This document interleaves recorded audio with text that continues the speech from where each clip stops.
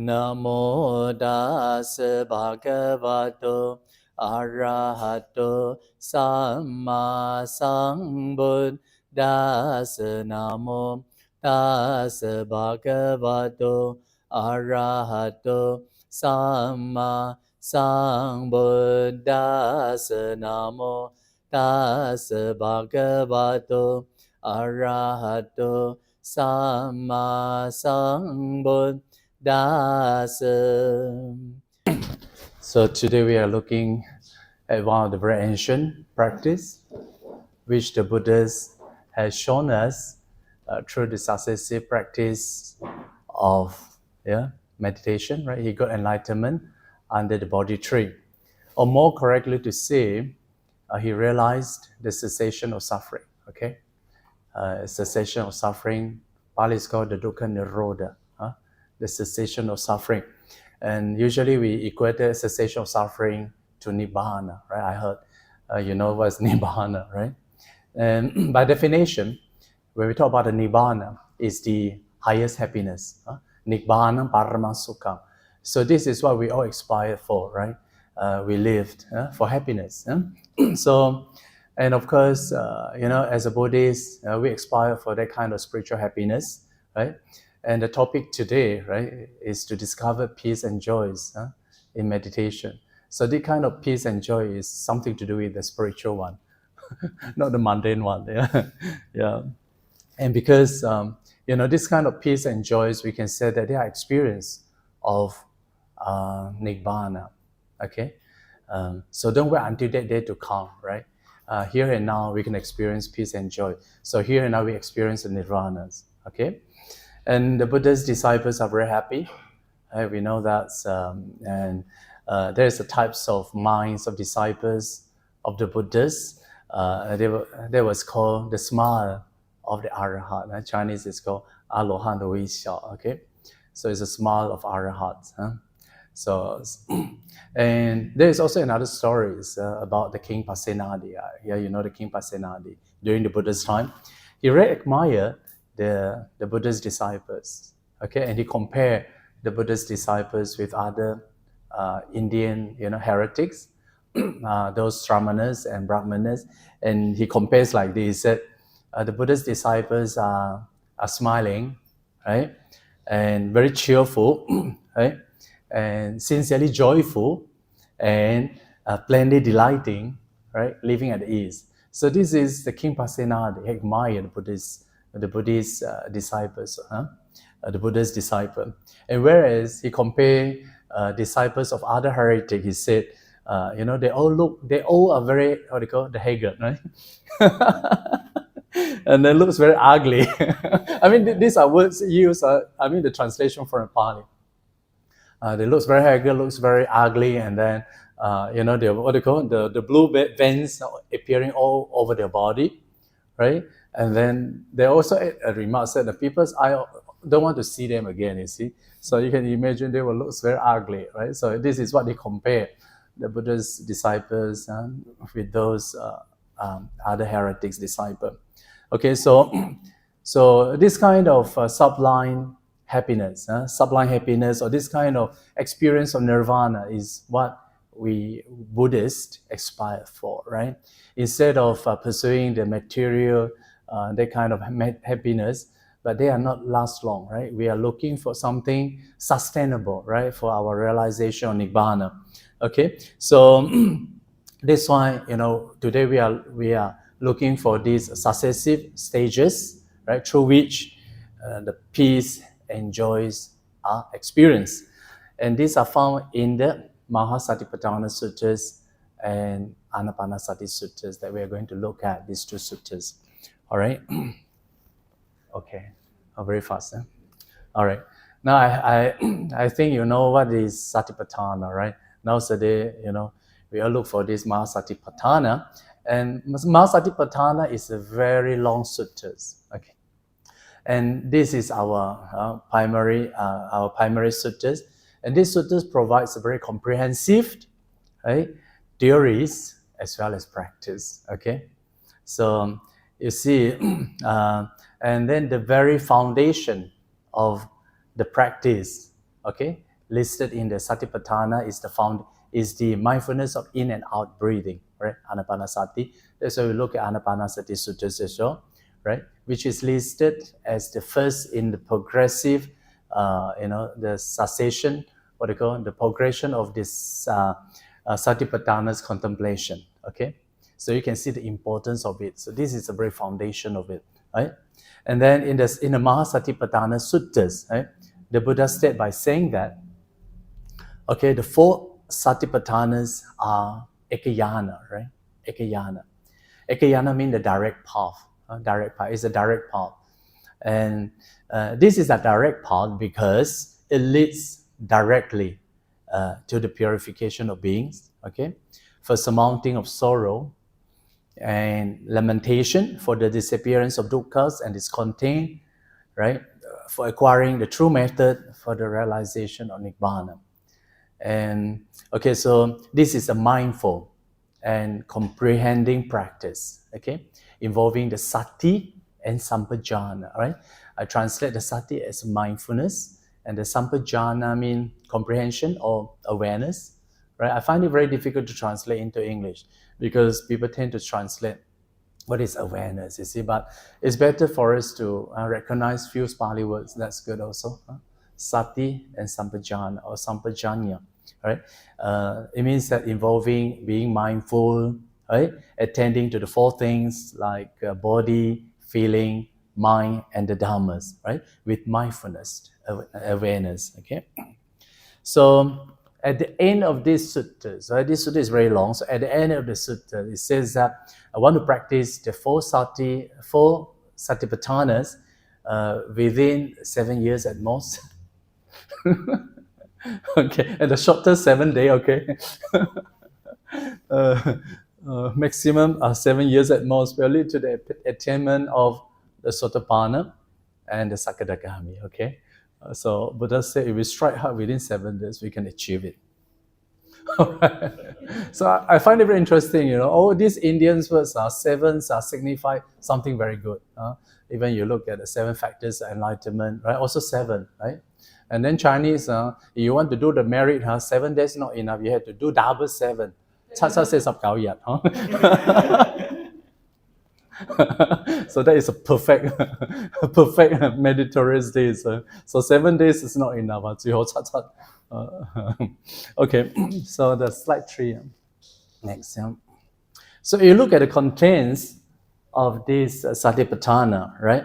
You might think that the meditation requires a lot of understanding of theories, and it seems less practice is emphasized here, right? But of course, this is not true, right? Because when we talk about the practice, we should say the theory and the practice, should come side by side, okay? And without theories and understanding, there is hardly any proper practice and realization. That's why in the early Buddhism talk about 3 types of wisdom, right? And one type of wisdom is derived from understanding, okay? And the second type of wisdom is derived from thinking, or better use, investigation better. Thinking, if not, you think, but without understanding also not good, investigation. And then the third is the wisdom derived from cultivation, you see. So these are what we call the mundane, the wisdom. So you need that wisdom. So you don't have the proper understandings of meditation.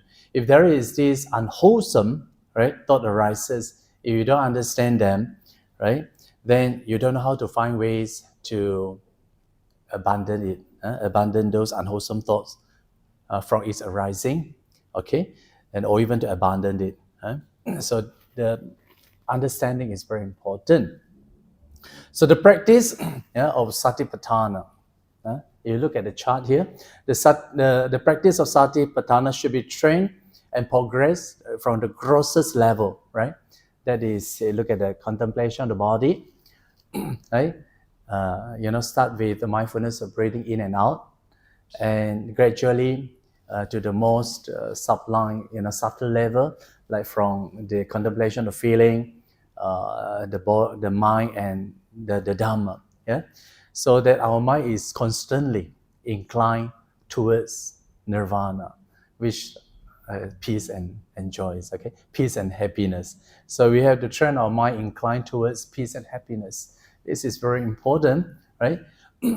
So if you look at, we won't go into the details of it, but I think it's worth to look at these altogether 13 practices, right?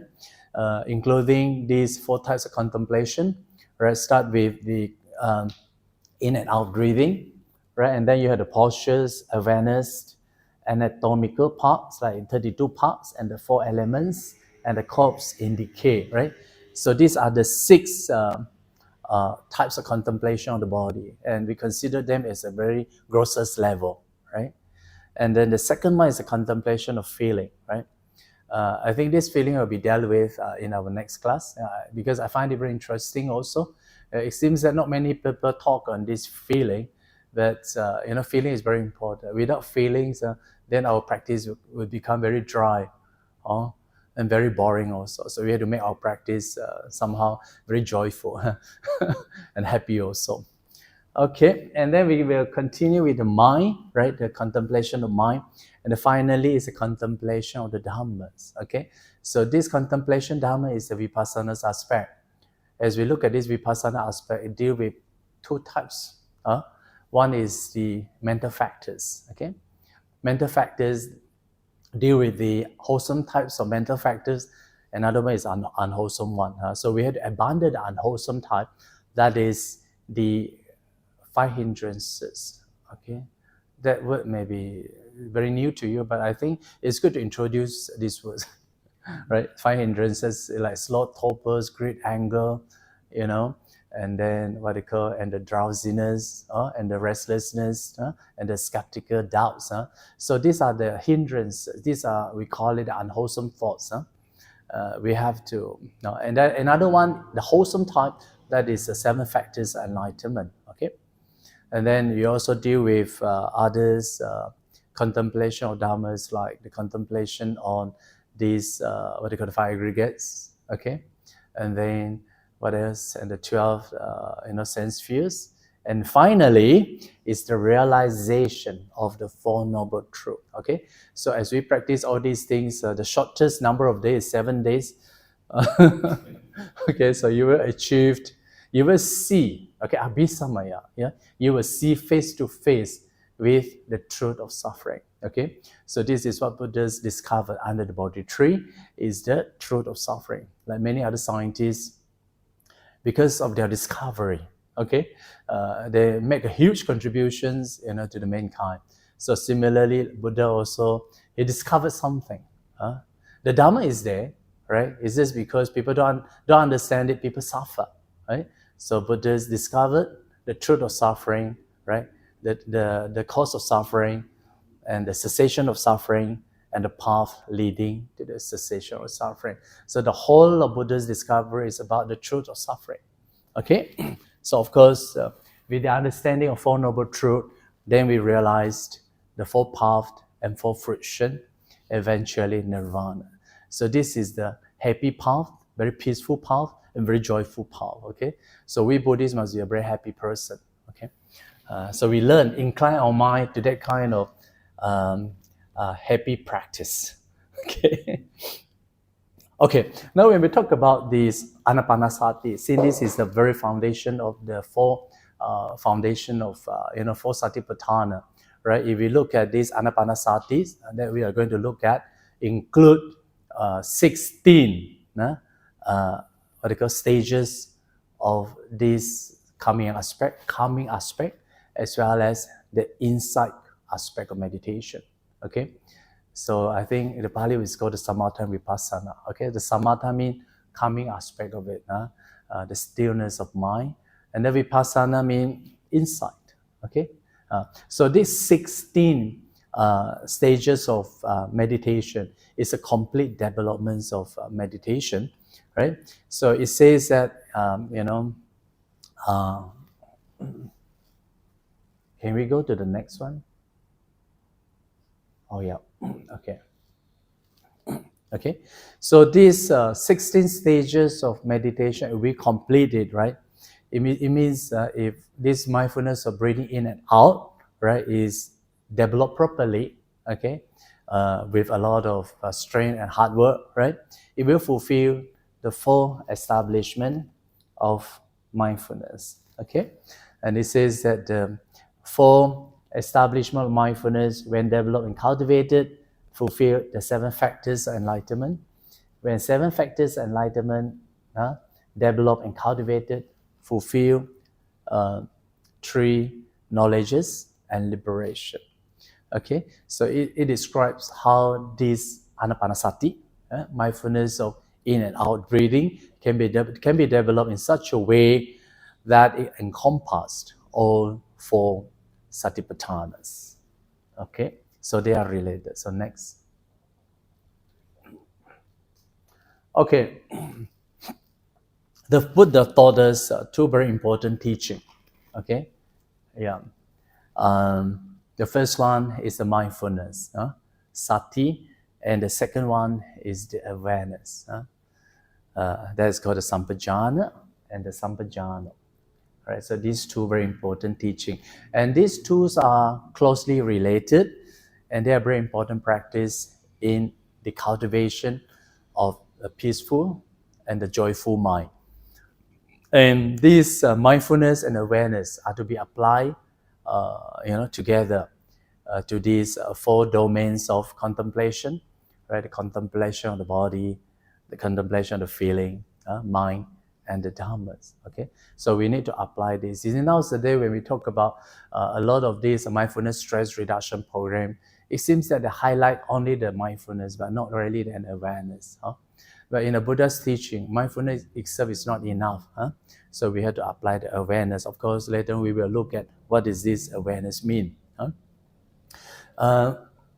Okay, and okay, so let me see.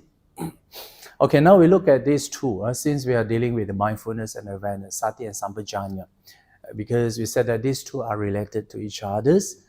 Okay, the word Pali, okay, the sati, the Sanskrit smurti, right? It's from the root. Now, because I'm trained as a grammarian sometimes, so sometimes when I look at the Pali words, I have to trace its original words. Like the sati, it has a root, right? It root means the smur. Smur means to remember. Okay, to remember. So it means that not to forget. So the sati is a noun, means what they call remembering, or not to forget, that kind of meaning. Okay, instead of being mindful, right? But I would rather understand not to forget. So that you can live in the present moment. Okay, you said being mindful, yeah, we all understand the words, what it means, but it doesn't really strike our mind when you talk about being mindful, right? But you said, not to forget, that really makes sense. Okay, so I would take that word, not to forget, or to remember. To remember. So the Buddha taught us, the practice of mindfulness is to train our mind, not to forget the object that you are focusing on, right? It means that focusing on that object, not to forget the object, to remember the object. It means that we remain right in the present moment, and okay, it means that there is no past, no future, but only to remain in the present moment, and to remember. Okay, not to forget, right? To take the object. Okay, in this case, the object is the in and out breathing as an object. Okay, and bring the object to the present moment, not to forget. Okay, the Buddha said just very simple, just to bring in the in and out breathing. Okay, so not to forget the in and out breathing. So this is very simple understandings of the sati. Okay, smur. That makes sense to you? Okay, if you forget the object, then you fall asleep lah. Very easy. If you remember the objects, then you won't fall asleep, and that's very easy to understand. Okay, that's come from derived from the root of the sati, smur, not to forget, to remember, to take in and out as an object. Okay, it means to live in the present moment. Right. So you see, every meditation, every types of meditation has its own object. Okay, for instance, in the Anapanasati, to take in and out, that's it, in and out, as an object. So to remember that object. Okay. Then what is the aspect of the mindfulness in brief? Aspect of awareness. Okay, sampajana. You look at the word sampajana, sang and pra and chnya. Okay, chnya means to know. Pra means fourth. Fourth. Okay, sang means completely. It means that to know fourth completely. That makes sense to you?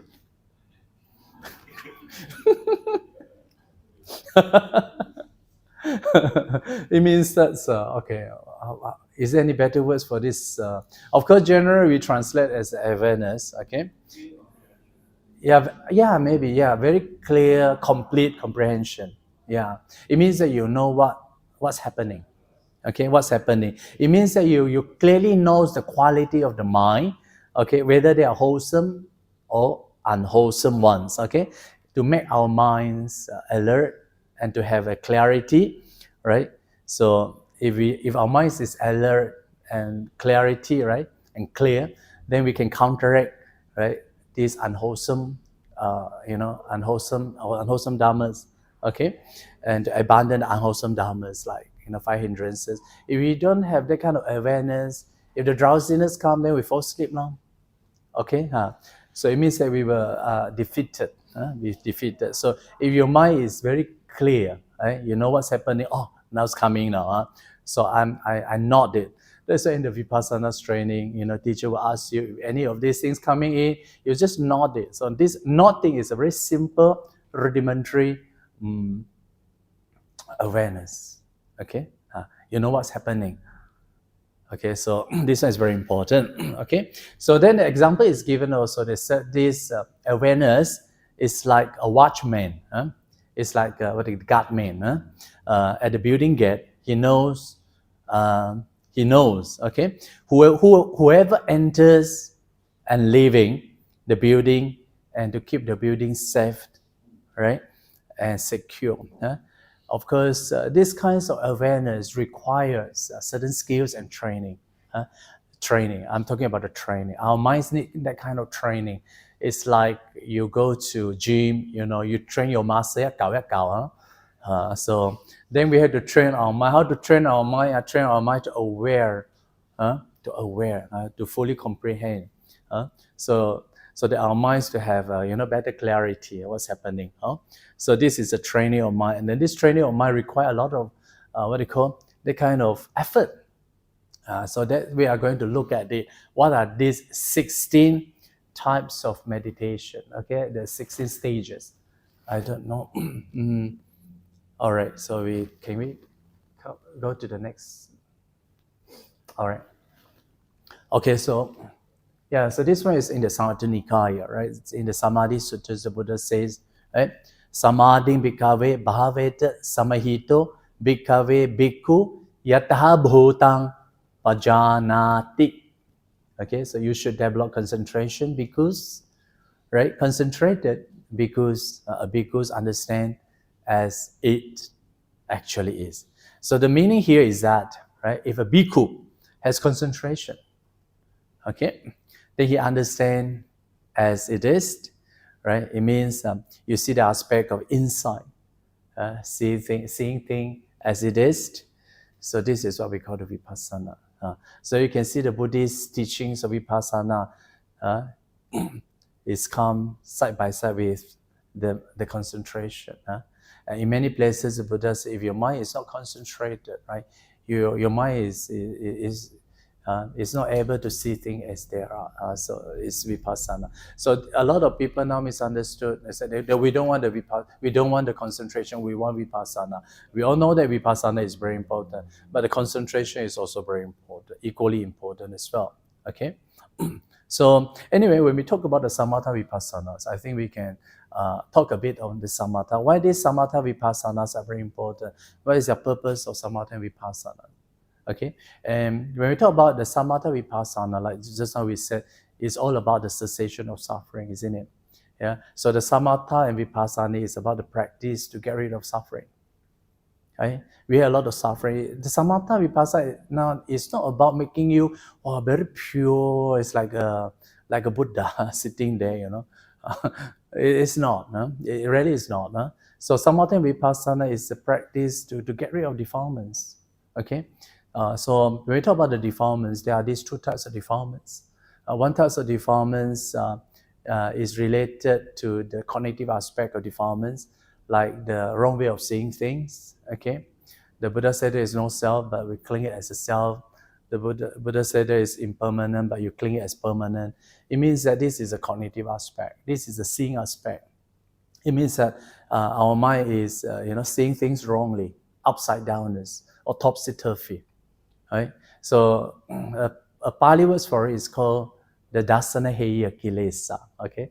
So English translation is the defilements abandonable through seeing, okay? So it means that through the samatha, right, we can, to a certain extent, to get rid of, so through the vipassana aspect, okay, we can get rid of, okay, these types of defilements abandonable through seeing. Okay, for example, through the vipassana, we get rid of the self. Okay, we get rid of the wrong understanding of the permanent. Okay, so these are the what do you call the wrong upside downness views. So is they also considered as a defilement? So that's why through the practice of vipassana, we get rid of these things. Okay, then there is another types of defilements has to do with the affective aspect of defilement. What do you mean affective? Affective means they are related to our what do you call the kind of zaphe, these kind of habitual tendencies and that kind of habits. You see, people have that kind of greedy types of habit, or anger types of habit, or deluded type of habit, or that kind of ego types of habit. You see, so these are the affective types of defilements, and they are to be repeatedly cultivated and repeatedly abandoned. Okay, so like greed, hatred, delusion, pride. You see, these are the stubborn types of defilements that to be repeatedly cultivated.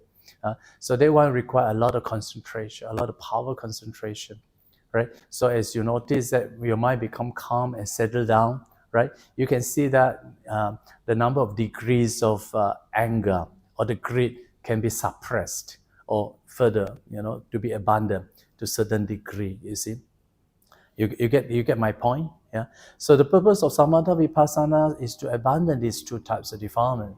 One is a cognitive aspect, another one is the affective aspect, right? So that's why when these two types of defilements are abandoned completely, right, then we experience nirvana. Okay, that's why the Buddha's realization of nirvana is about the cessation of suffering. Cessation of suffering. Okay, so then okay, next one. Okay, yeah. So we come to the stories of how Buddhists attained the enlightenment, right? And we know that the Prince Siddhartha spent 6 years practicing, all sorts of ascetic practices, right? And he took a very little food until his body was completely, what they call, withered and almost died, right? And he gave up those practices, right? And then he thought, wow, my body is so weak, I cannot obtain the happiness at all, right? Through this. So later on, we know that the story goes on to say he accepted the boy, what they call the offering by the Sujata, the boiled rice, yeah, and the porridge, right? And very soon he regained his strength. And while he was thinking, way ahead, right? Then suddenly a memory came to him, and he said, aha, this is indeed the path to enlightenment. So this is he recalled, okay? He said, he recalled that when my father, the Sakyan, was occupied while I was sitting in the cool shade of a rose apple tree, I entered and dwelt in the first jhana, okay? You see, the Buddha was very young. At that time, the Prince Siddhartha, I think about 6, 7, or 7, 8 years old. Very young time, right? He was following his fathers to attend this polling ceremony. But he doesn't like to, join the crowd. So he left, and then he sat under the Bodhi tree, sat under the rose apple tree, okay? And then with no any guidance, right? He himself entered into the first jhana, right? And then, of course, this is a description of the first jhana, which is accompanied by thought and examination, right, with rapture and happiness born of seclusion. Could this be the path to enlightenment, right? then following on that memory came the realization, right? This is indeed the path to enlightenment. He was very sure, right? The prince, he was very sure, right? So very soon he took up this method, right? And very soon he regained his strength, right? Because after taking the porridge, so he entered the fourth jhana. He entered the fourth jhana. So he got the first jhana because he experienced it before, right? So he entered in the second jhana, third jhana, and fourth jhana, and he acquired, three knowledges, okay, and then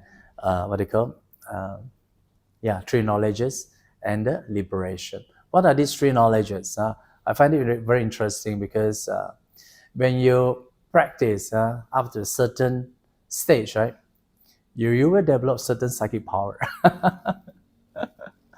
Okay, so what are these psychic power? Right? It said that you will develop this kind of extraordinary power of seeing your past life. All right, wow.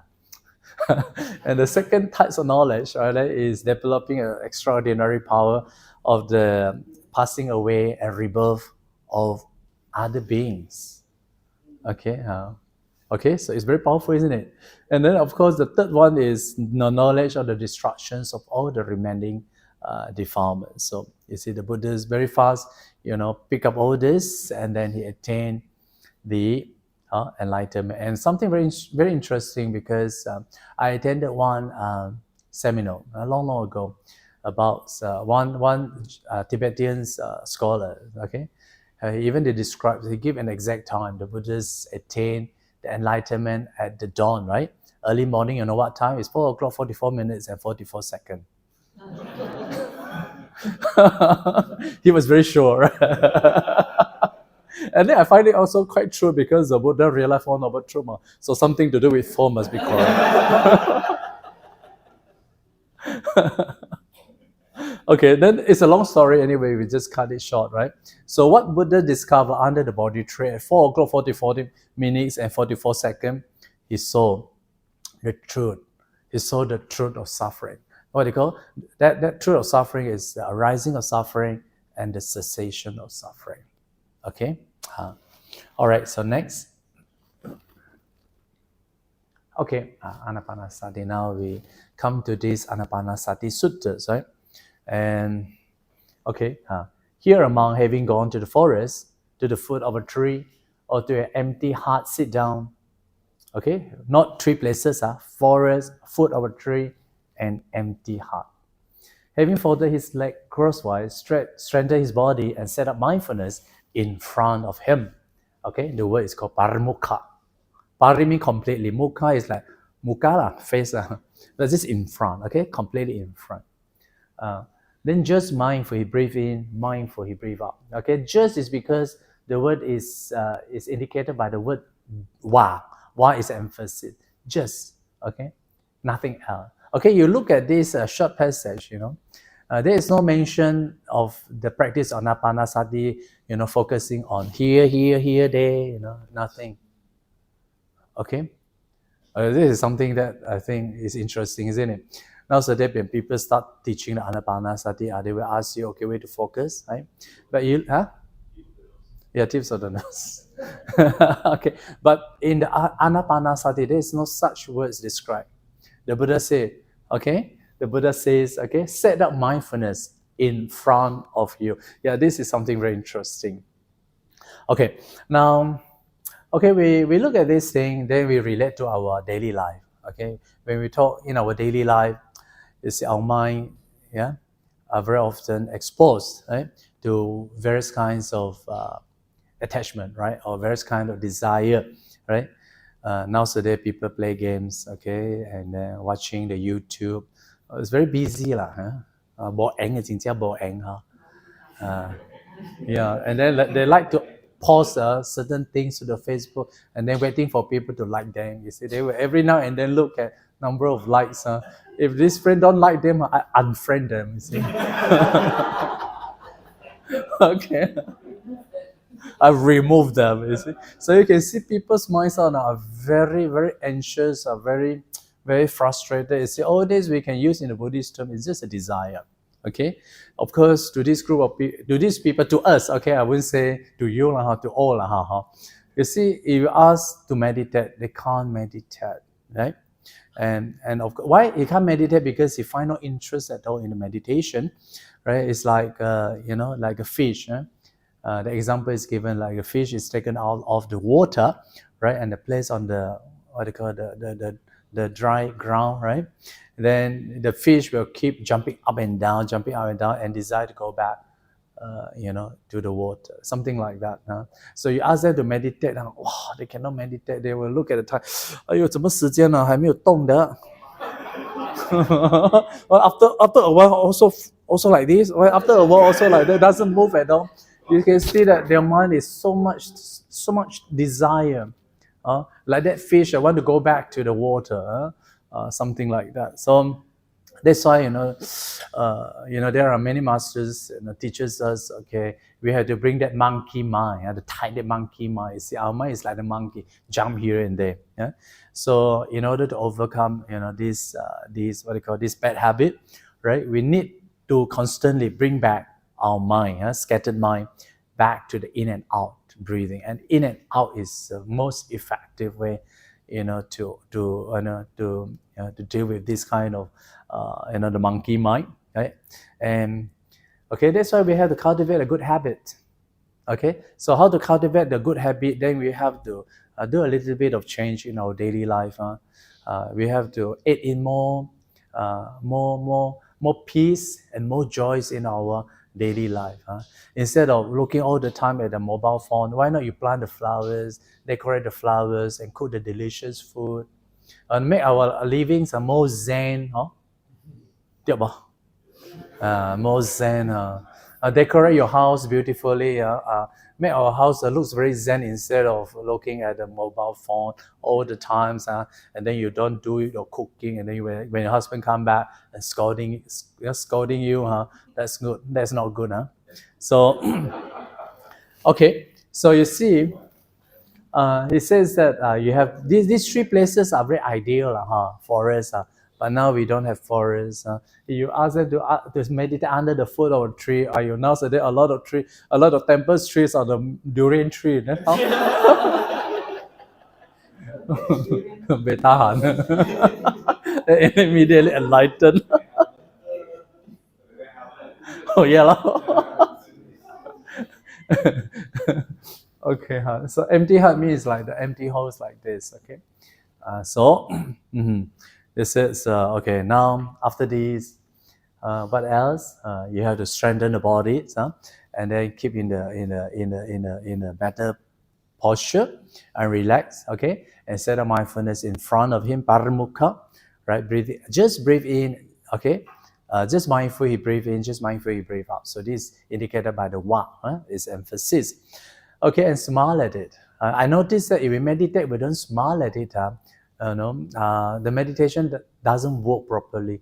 So you try to smile. 真正好，真正舒服哈。I smile and breathing in. Wow, so good. Just like every morning when you wake up in the early morning, you look at the mirror and you smile at it.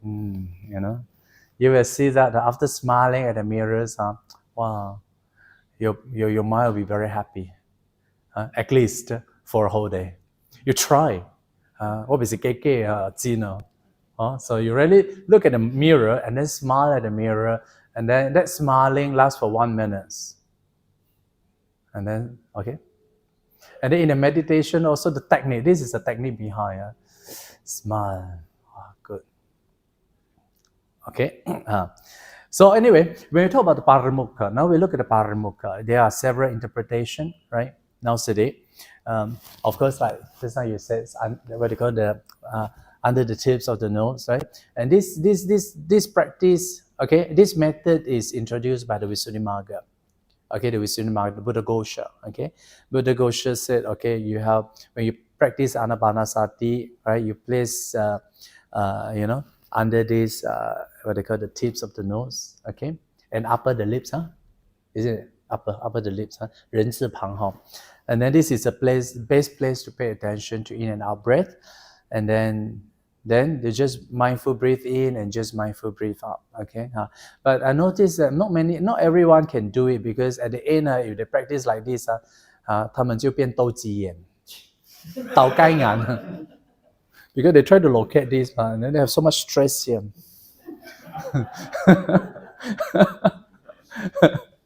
You understand what I'm saying? Okay, then, okay, this is why I said the sati. Okay, the sati. Sati means not to forget the object. Okay, to remember the object. So what is this object of meditation? Is the breathing in and out. So you just mindful breathe in.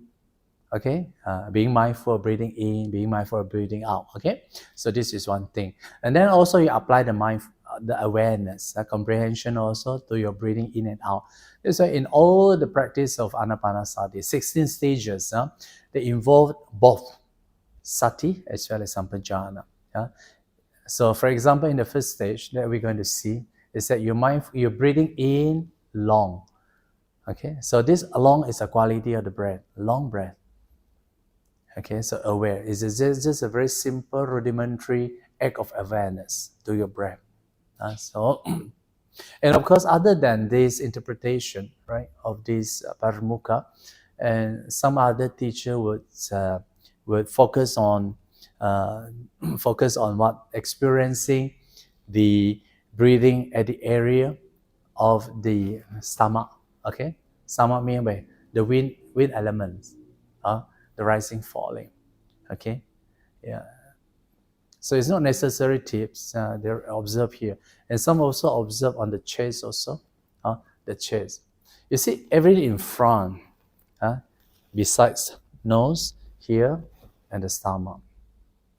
Okay. Then there is also another method. They said you can apply the kind of awareness, okay, to the act of breathing itself. As you breathe in, okay, you know that you are breathing in. The act of breathing, okay, it means that there is no any particular area that you can focus. Just the act of breathing itself is good enough. So these are the 4 areas, a very common one by some of the very renowned meditation masters. Okay, so whatever the method is, okay, so it's all under this paramukha. Okay, so as we understand this, then there is no point for us to criticize each other. Oh, your method is not good, this method is good. No need. Okay, you can try. If you think that this method is good for you, why not? Ultimately, it leads us to a very peaceful and joyful life, right? Okay, so next. All right, so bangyo. Okay, this is in Anapanasati. So this is a complete practice of Anapanasati. Okay, so the mindfulness, sati and sampajanya, mindfulness and awareness run through 16 stages. Okay, from this physical phenomena of breathing, right, to the feeling, to the mind, and to the development of insight. Okay, so we notice that during these 16 steps, besides being mindful of in and out breathing, okay, to these 16 steps, there are also 16 different training of awareness, okay, to an object. What is the object? In and out breathing. So in this table, okay, so the first 12 step, okay, you look at it altogether 16 step, right? The 12th step belong to the calming aspect. So the words that I use, the peace, in fact, is a calming aspect. I think every religion will talk about the peace, but they all refer to the concentration, to the words calm. Okay, Buddhism will use the concentration, samadhi, but other religion will use the peace, the peaceful mind. So anyway, you look at these 12 stages. They belong to the calming aspect, and the last 4, which I highlighted in the red color, right? They belong to the insight aspect, the vipassana aspect. Okay, and you look at the out of 16, the first 2, right? The Pali words is kanama. The first 2 is pajanati. Pajanati means knowing. Okay, knowing. And the rest are 14 belongs to the training, sikati. One is pajanati, one is sikati. Okay, so these are the key terms, in our practice. That's why we say, if you meditate, you don't understand all these things, then your meditation is very blurred. It's very blurred and very blurred also. And then you find no interest at all, and then you fall asleep. Okay, so when we understand this, it's like we are preparing ourselves, in the battlefield, right? So we have to arm with all kind of weapons to protect ourselves, right? So you see, the first two is the knowing. The knowing what? Knowing, okay, the length of the breath, right? And the rest 14s are the process of training the mind to be aware of each breath. Okay, so you see, so meditation is not what people thought. Diam diam duduk, no. A lot of people said that, we meditate now, no need to think anything, just diam diam. It's not true. You see, like it's simple meditations like this, so much thing to remember. So much thing to know. Okay, so much thing to know, so much thing to remember, and so much keywords to not also.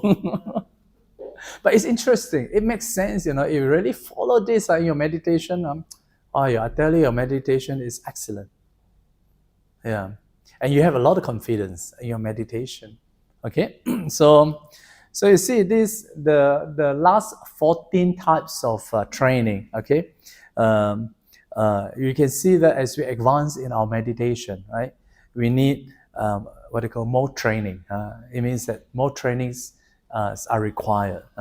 So you cannot just simply ching ching chai chai, so it means that we have to really work extra. What they call extra. Put extra hard work, right? Okay, so and then you look at the first two involving the knowing, right? The key word here is about knowing, right? So you see that it is a knowing, not yet the training. It's not training, it's just knowing, okay? So it means that when I'm breathing in long, I know I'm breathing in long. I know, okay? When I breathe out, I know I'm breathing out long, okay? Similarly, when while I'm breathing in short, I know I'm breathing in short. I know, okay? You see, it means that your mind is still very, very, very alert, quite aware.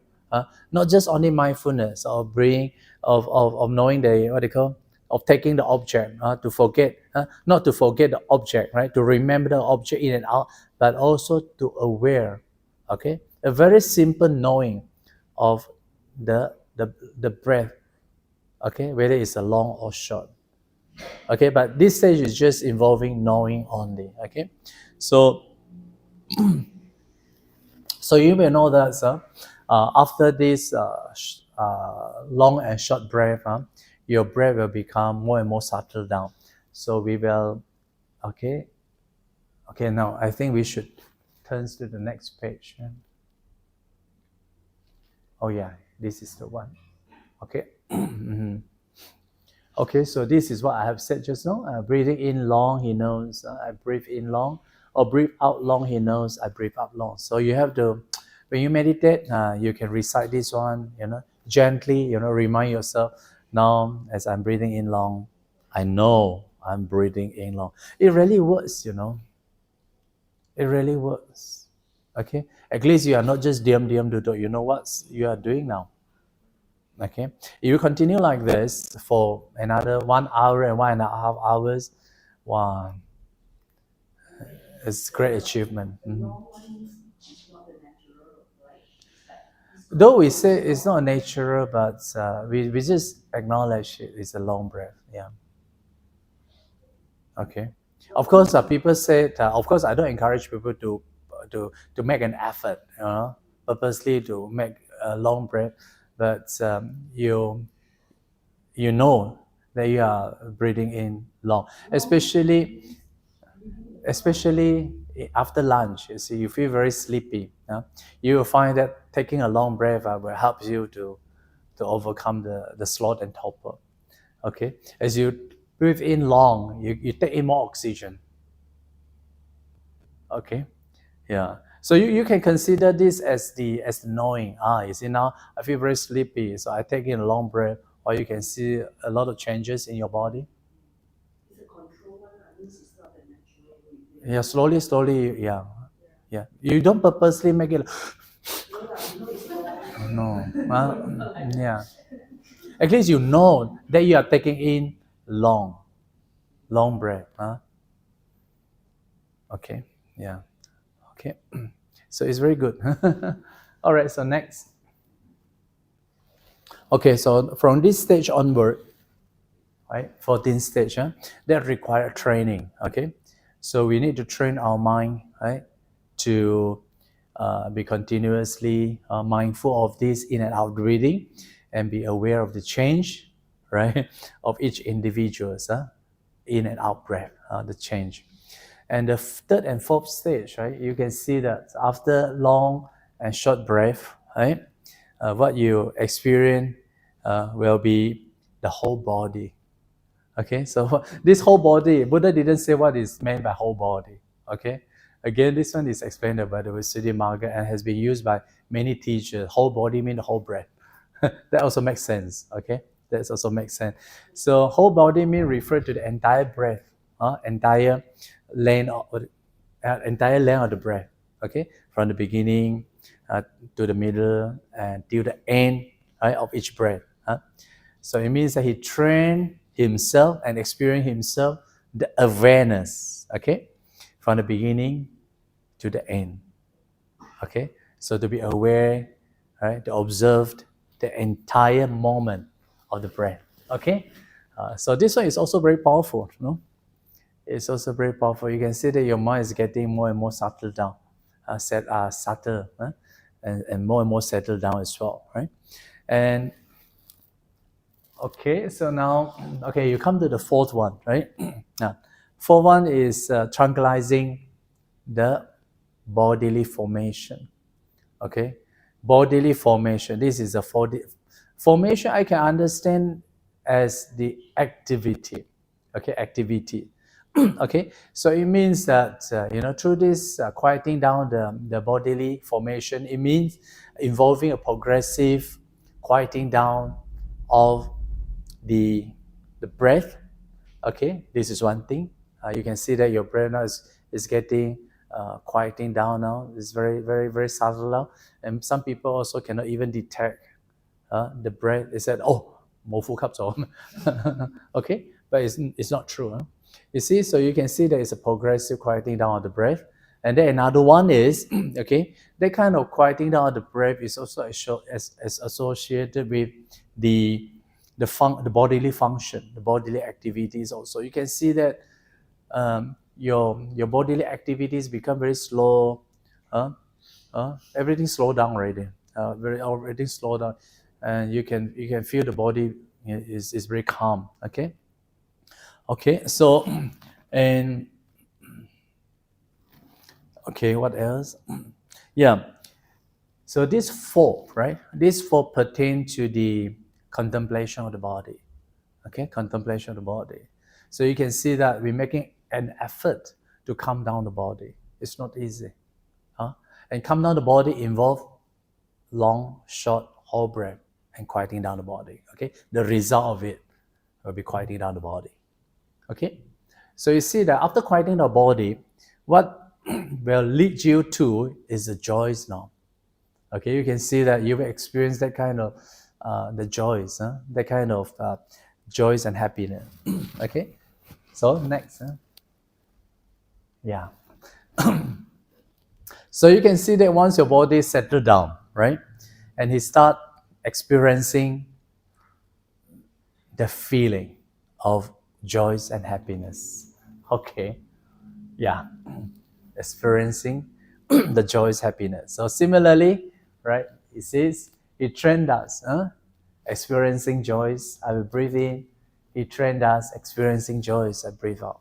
Okay, so you can see that he is aware of that joys. Okay, so not to say joy is not very important. Joy is very important. Without joy, there is no concentration. Okay, you can see that joy is a requisite, is ingredients for a happy life, isn't it? So as a Buddhist, we have to make our life joyful, isn't it? So other than meditation, also, you make your life very zen. Don't mess up your whole family. so make your life very joyful. You see, eating also very joyful, cooking also very joyful. Even go to the toilet also.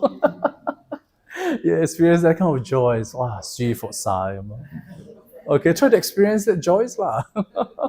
All right, we can. Okay, so similarly, after joy is a happiness. So this happiness is more the settling down of the mind. After joys and okay, so here you see in this in the suttas, so they also give the difference between the joys and happiness. Right? They said joy is the delight that accompany a favorable interest, right, in the object. Okay, so in this case, it's the breathing in and out, right? So you have that kind of a favorable interest, and then happiness is a pleasant feeling that accompanied successful concentration. Okay, and I think next, let me see. Oh yeah, okay. You see, when you talk about the joys and happiness, there is also this illustration, okay? And the illustration, the difference between the joys and happiness, right, can be illustrated like this. It says that like a traveler, right? A traveler who is traveling right in the oasis, in the desert, right? And he was very thirsty, right? And so and what happened? He saw and what they call oasis, right? Oasis, in the distance, right? And at that moment, he's having joy. So we can say that this kind of joy is like that kind of energy, no matter how tired your traveling is, but because you see the hope in front of you, okay, so no matter how hard, you will proceed that very difficult journey, okay. So then upon reaching the oasis, right, he drank the waters and then he was very relaxed, and he rests under the Bodhi tree. Rests under the tree, and then he experienced that kind. And he what do you call, he slept, and then he rests. Okay, so he was very relaxed. So so this kind of happiness can be described like the settling down of the body and mind, right? So he experienced the happiness that bring about the total integration of body and mind. That is calmness.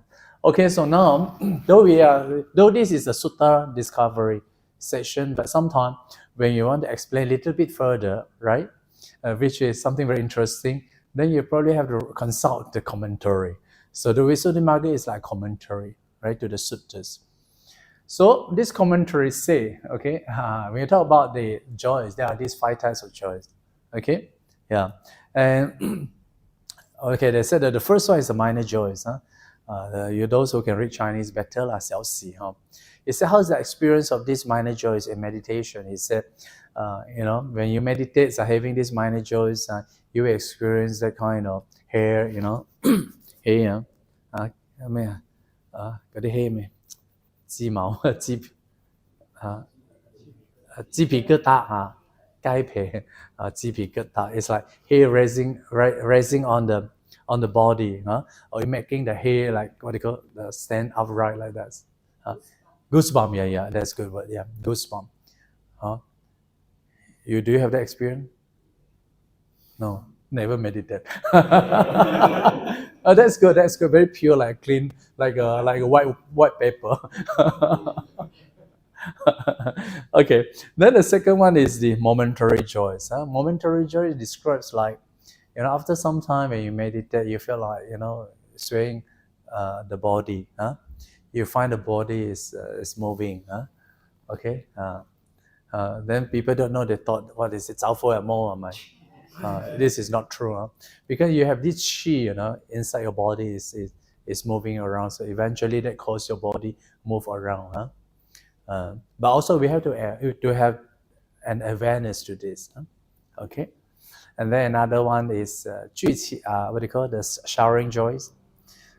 This is something very interesting. Yeah, this to me, this joy is a critical point, because at this point, you will experience the crying,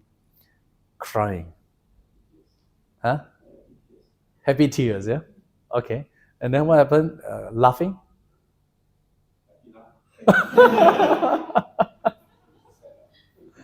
Yeah. You see, to me, this kind of happy tears or happy laugh, okay, is a critical point in our spiritual journey, without which there is no continuation of our practice.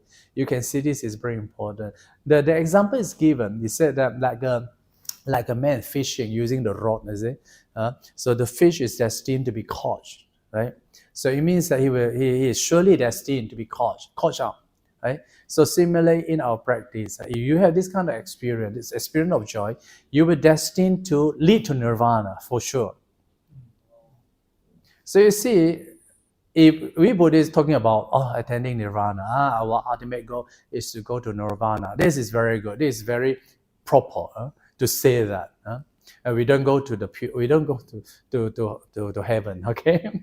Yeah, but we said our Buddhist ultimate goal is to go to nirvana. But how to go to nirvana? People got stuck there. You see, then how to go to nirvana? First, you have to experience the joy first. If you experience the joys in your spiritual path, then nirvana is not far from you.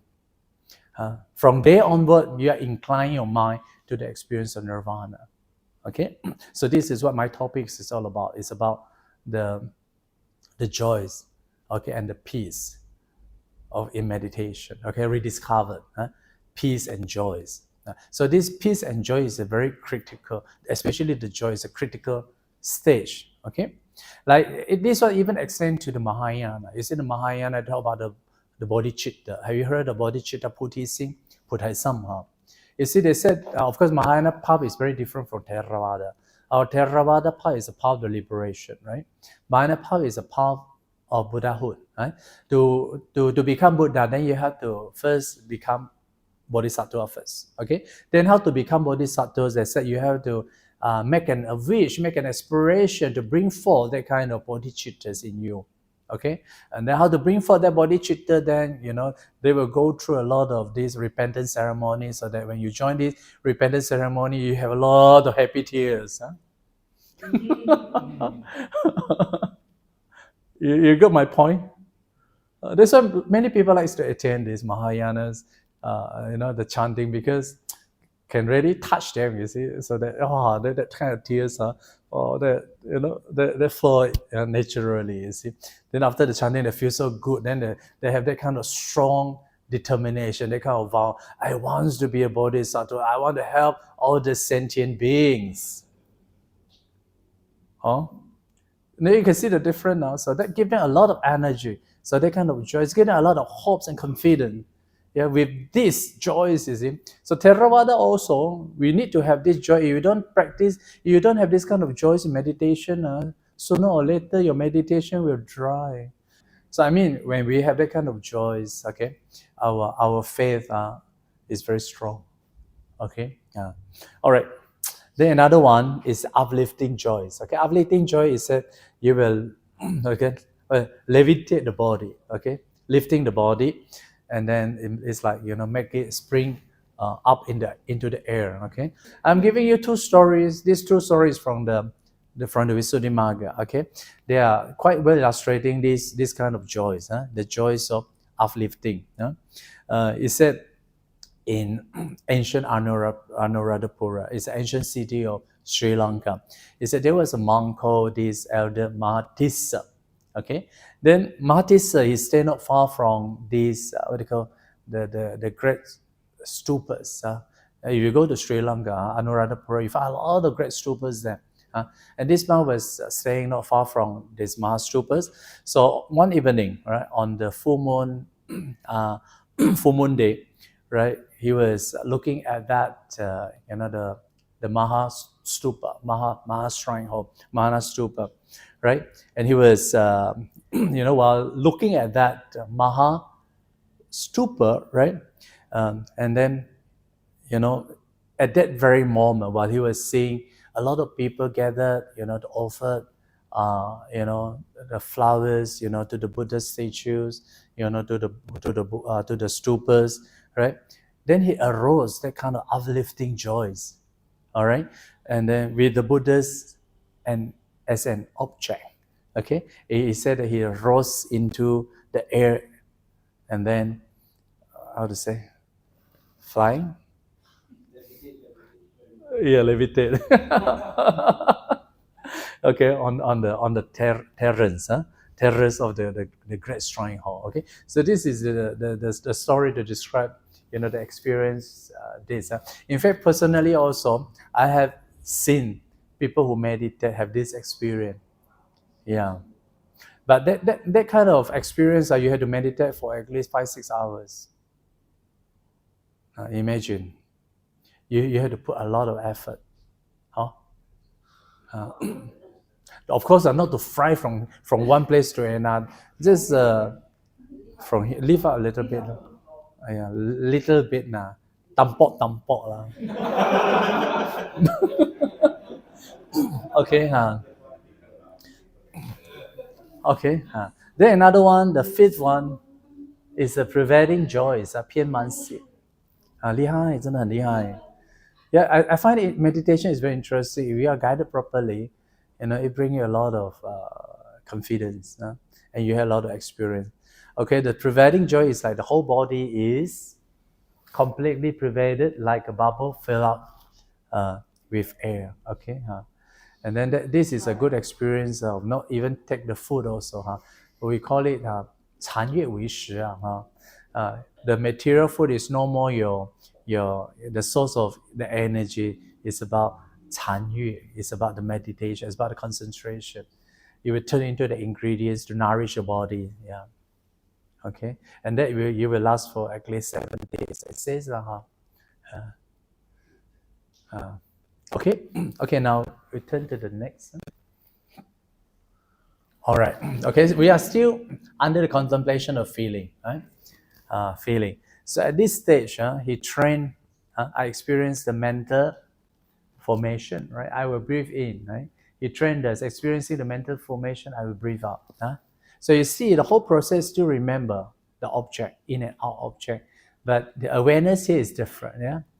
Here the awareness is about the mental formation. Okay, what is this mental formation?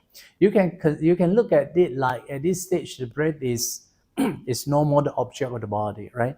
All the while we have been taking the breath as the object, okay, as the object of the body. But at this stage, right, you can see that the breath becomes so subtle, right, that the breath now becomes the object of the mind. Okay, the object, no more the object of the breath. It means that the eyes, ear, nose, tongue, body, and mind, these 5 sense faculties, right, the physical faculties are switched off, right, and then the mano, which the mind faculty is switched on. So it is the mind seeing the breathing, the in and out breathing. You get my point, right? Yeah. So the mind faculty is a 6th sense faculty, right? So it is the mind faculty that experience the breath. So we can call it experiencing the mental formation. Okay. So you can see, yeah. So you can. A lot of people say they don't find the breath at all, right? Because that is beyond the experience of the. So you see, at this time, it is the mind experience the breath already. All this physical, the eyes, your nose, tongue, body, all completely switch off. Okay, interesting, huh? So put an effort in it. And then another one. Then he said, after this, right, he has to tranquilize. You see, at every stage, right, you have to learn to tranquilize. Earlier is the bodily formation, but here tranquilize the mental formation. Okay, as your mind bring to a more and more tranquilized, right, you are experiencing a deeper deepening of the calmness of mind. Okay, because all these are the training of getting into concentration. Okay, so you can see that as you put a lot of joys in your meditation, right, in your body, in your feeling. Now is the feeling, right? And then you have to calm them down. Okay, calm them down. If you don't calm them down, you cannot proceed. Okay, you will start there. Right? So you calm them down in order to go to the next one. Okay, then, okay, next one. All right. Okay, so from this stage onward, it's about the contemplation of the mind now. Okay, so when you talk about the mind, how to experience the mind, citta patisangvedi, how to experience the mind, right? It is at this stage, the stage 9, right? We are able to experience the mind, right? So the examples given is like, how to experience the mind is like removing the dirt, right, on the surface of the mirror, right? So the mirror is very dirty, right? So as we meditate, we are clearing all the dust, right, the dirt, right? Then eventually the mirror become very clear, right? So similarly, our mind is tainted with all kinds of defilements, with greed, hatred, delusion, you see. So through meditations, we are removing all this dirt, right? And then eventually, the original mind is shine forth, right? When you talk about the original mind shine forth, it is about the what they call the experience of the light, right? The light. Okay, even Buddha before his enlightenment also, he said he experienced the light also. He experienced the light, but we are not going to the details of the light because that is also another very interesting topic, but it's not our discussion today. Okay, so it means that how's the experience of the body and mind? You see, when you talk about the experience of the body, right, that experience is something that you can touch, right? That experience is something that you can see, right? Okay, it means that the experience can be by this five sense faculty, but the experience of the mind is very different from the physical experience. Experience of the mind is the lightness. Okay, it's the light. Okay, and that kind of experience of calmness. You feel you are so much calm and so much peaceful. Okay, so these are the two experience. The experience of the light. You can see the light. Okay, because in this sutta, Upakilesa Suttas, right? One of the sutta, the Buddha described very in details before he became enlightenment, right? He experienced the light. So he said, okay, what is the cause? What is the reason why my light and vision of forms vanished? Okay, it means ordinary people cannot see, then that is to say, doubts arose in me, and because of that, my immersion. Then don't worry about these words, because these words I copied from one book, and that book, he interpret the samadhi as immersion, but you just understand as concentration. Okay, and because of that, my concentration fell away. It means that when you have this kind of doubts, that when immersion fall away, the light and vision of form vanish. I make sure the doubts will not arise in me again. Anyway, the Buddha explains the main reason, right, of not foreseeing the light is because some of these obstacles, there are many obstacles in meditation, right? When some of these obstacles are overcome, right? The easiest to understand is the 5 hindrances, right? Especially when you have overcome the sloth and torpor, okay, overcome the restlessness, okay, and overcome the doubts, right? Then your mind shine forth. Your mind will become very crystal clear. Okay, you will experience the light. And this one emphasized a lot by the Mahayana, because I was Mahayanas before, especially those who recite the Amitabha. They said that only when you recite Amitabha, you will see the Amitabha. Okay, so this is what they call the vision of form. Okay, so it means that you recite until your mind is so concentrated now. Why? You smell the tanxiang, the fragrance, and you can see the Amitabha, the image reflected in your mind. Okay, they also talk on that, isn't it? Similarly, in the meditation also, you see, they said as you meditate, when your minds become more and more settled down, that you will experience the light, like we call it nimitta. You experience the light, right? And the light will getting brighter and brighter, right? So this is the experience of light. Okay, yeah. Okay, next. Oh, not yet. No? We look at another 10. Huh? So you see, they said that we shouldn't just be contented with this kind of light, right? We have to pump in more joys in our mind. It's called gladdening the mind, right? Causative form. Make our mind more joy. Okay, gladdening the mind. Okay, so you can see that the whole of meditation is about pumping joys in the meditation. Okay, put more joys in meditation.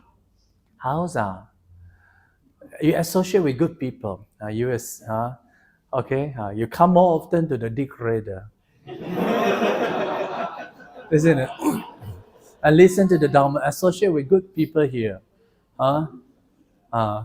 Then you'll be more. When you go back home, when you think of today's event, meeting so many good friends, you feel very happy, isn't it? Tio Bo? I mean, this is very important. When you go back home, you prepare a very good breakfast. Wow, you feel very happy, isn't it? You spend more time for happy living lah. Okay, and of course, allow some time for the mind training as well by breathing in and out. I feel very good. Or you also can try. Last time I attended the retreat by Ajahn Brahm many times. Ajahn Brahm was sure said, every morning when you wake up, look at the mirror, smile at the mirror, and stay there. You will see different. I did that. I did that. You will see different, and that will definitely helps you a lot. Okay, it give you. You see, you bring smile, in your daily life. It bring a lot of energy. Okay, it's very positive energy. Okay. All right. Okay, look at this Anguttarnika. Pabasarai dang pikawi chittang. Right? They said mind is of the nature of luminous. It means when you they said the mind is of the nature of luminous. Luminous means bright. Okay, so they said that get into the mind, you put more joys in the mind, right? Then they brighten up the light as well. Okay, yeah. All right, next. Okay, now another two more, right? It trained us. Okay, you can see that at this stage, after gladdening the mind, right? The 11th stage is the training of the concentrating the mind now. Okay, and then the 12th stage is the training of liberating the mind. So you can see that these are the 12 stages, okay, or graduated stages of entering into the stage of concentration. Mind you, this concentration, it doesn't mean no vipassana. Okay, you look at the whole training is about the vipassana. It's just at this stage the concentration is highlighted. Okay, so concentration. So you can describe at this stage now you find your mind is complete. Is free from, or temporarily is free from all this unwholesome state of mind. For example, the 5 hindrances are suppressed. Okay, so all these things. All right, so I think I should stop now. Okay, I should stop now. I don't go into that vipassana thing. I think this is good enough for our topic of rediscover peace and joys in meditation. Okay, in the early suttas.